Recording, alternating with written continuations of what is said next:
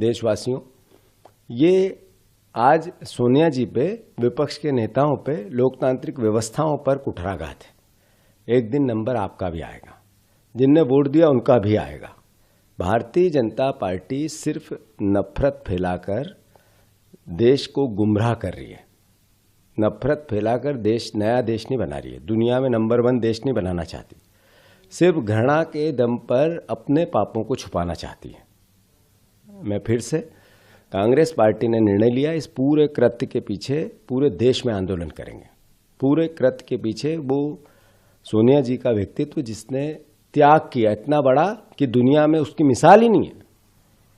इतने उन पे आरोप प्रत्यारोप हुए, कभी उन्होंने देश के मान सम्मान से समझौता नहीं किया।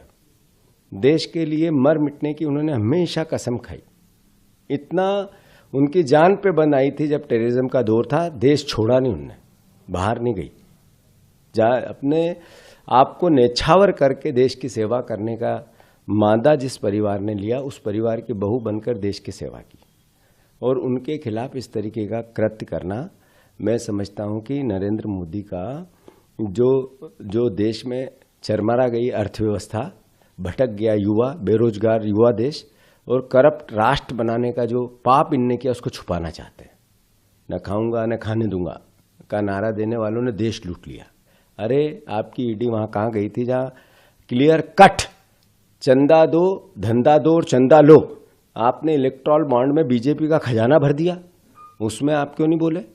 कांग्रेस पार्टी ने तो ऐसा कोई कृत्य नहीं किया।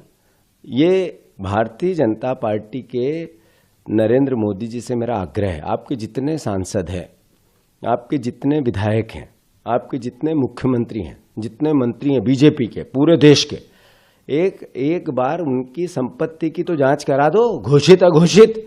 समझ में आ जाएगा कि देश की जो सबसे बड़ी संपत्ति करप्शन की है, वो बीजेपी के नेताओं के खातों में होगी, उनके वेद अवेद उनके पास ही होगी।